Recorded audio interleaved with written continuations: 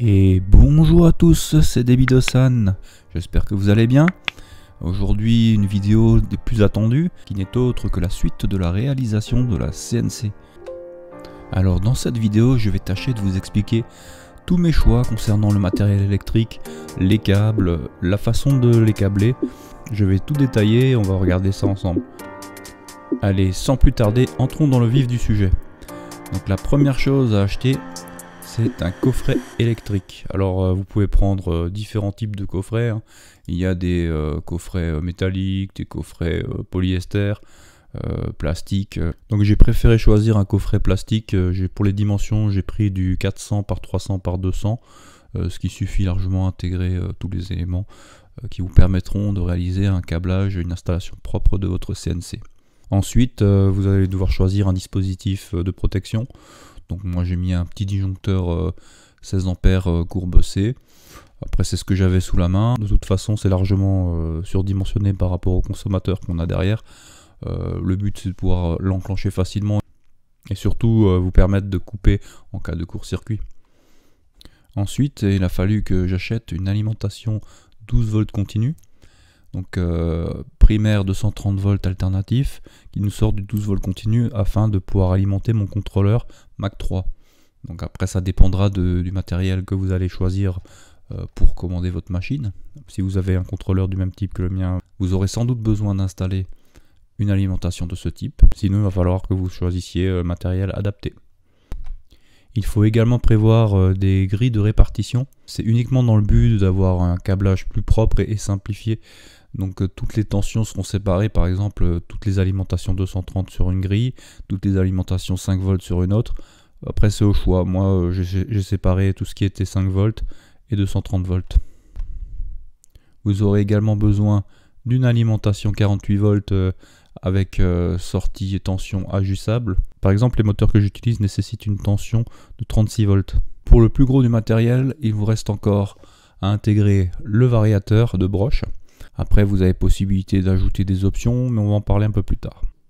Découvrons maintenant ce qui va être alimenté via notre départ 230 volts. Tout d'abord, nous avons le variateur de broche. Ensuite, nous avons notre alimentation 48 volts. 48 volts variable 36 volts. Ensuite, nous avons notre alimentation 12 volts. Et pour finir, moi j'ai rajouté encore un ventilateur qui me permet d'extraire l'air chaud du boîtier. Passons maintenant au câblage des moteurs pas à pas. Donc, tout d'abord, je vous présente le contrôleur. Au dos de ce contrôleur, nous avons un bornier tout en bas, sur lequel figurent les différents signaux qui seront destinés à piloter nos moteurs pas à pas. Pour ce type de contrôleur, vous devez alimenter tous les signaux pull plus et dir plus en parallèle via la sortie 5 volts du contrôleur. Ensuite, vous reliez les pull moins de chaque axe correspondant, donc respectivement le X pull moins, le Y pull moins, le Z pull moins. Sur ma machine, vous avez deux moteurs pour l'axe Y, hein. C'est le cas sur beaucoup de CNC, ça permet de ne pas avancer en crabe. Donc ces signaux, il va falloir qu'ils soient synchronisés. Donc là, tout simplement, il suffit de mettre les pull moins en parallèle, ainsi que les dir moins en parallèle. Comme ça, quand notre sortie axe Y enverra des signaux au moteur pas à pas, les deux exécuteront les mêmes ordres simultanément. Comme je l'ai évoqué pour les axes Y, nous avons également un signal dir- à câbler de la même manière sur la borne correspondante.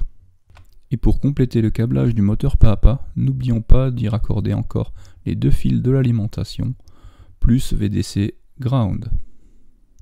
Découvrons maintenant le bornier supérieur. On y trouve tout ce qui est entrée et sortie, que ce soit numérique ou analogique. Nous allons commencer par nos sorties signaux analogiques qui vont servir à piloter notre variateur de broche, donc à savoir à lui donner une consigne. Donc cette consigne en 0,10 volts, et les deux signaux suivants sont les ordres de marche. Vous avez donc un ordre de run et un ordre de sens de marche. À vous de vérifier par rapport à la forme de vos fraises, des fraises que vous allez utiliser, si vous voulez faire tourner le moteur dans un sens ou dans l'autre. Et vous définirez quel est pour vous le sens de marche avant ou arrière. Ce bornier permet également de raccorder tout ce qui est capteur de fin de course et de surcourse. Dans cet exemple, j'utilise l'entrée IN4. Vous allez de l'entrée IN4 à une des deux bornes de votre fin de course. Sur la seconde borne, vous y raccordez le ground. Je vous ai mis l'exemple de l'axe X. C'est exactement la même chose avec l'axe Y et l'axe Z. Si vous souhaitez rajouter un ou deux fins de course, il suffira d'utiliser des entrées différentes. Par exemple, IN3 pour l'axe Y et IN2 pour l'axe Z. Mais ce n'est pas tout. Sur notre contrôleur, nous avons également un connecteur que l'on nomme MPG. Ce connecteur vous permettra d'y connecter une télécommande pour le contrôle de votre CNC, de tous vos axes, pour faire vos placements avant de réaliser les usinages. Par exemple, pour faire vos zéros, vous allez placer votre broche, votre fraise à un endroit que vous aurez défini comme le point d'origine, et puis vous pourrez faire vos resets de coordonnées programme à ce moment-là. Pour cela, il va falloir vous munir d'une commande de ce type qu'il va falloir câbler sur un connecteur DB26. Donc ce connecteur n'étant pas fourni, je vous mets tous les schémas de raccordement ainsi que les liens en description pour commander la commande MPG et le connecteur DB26. N'hésitez pas à faire des arrêts sur image, des captures d'écran. Nous allons maintenant passer au choix des câbles. Concernant ma broche, c'est une 1,5 kW. Il n'y a pas tellement de longueur de câble que ça. Vous n'êtes pas obligé de mettre des sections énormes et ça vous rendra la tâche beaucoup plus facile du fait que la machine bouge et que le câble a besoin de se plier. Je ne vous fais pas un dessin, c'est une broche d'usinage. On va y mettre un câble blindé pour éviter tout ce qui est perturbation, parasite. Donc ce câble blindé, moi j'ai pris un câble en 4G 0,75 mm². 4G pour les trois phases plus la terre. En ce qui concerne les moteurs pas à pas, pour le montage et le câblage que je vous ai présenté, il ne sera pas nécessaire de mettre de câble blindé. J'utilise ma CNC depuis maintenant 3 ans, je n'ai jamais eu aucun souci de parasitage. Pour finir, nous allons passer sur le sujet des câbles des fins de course.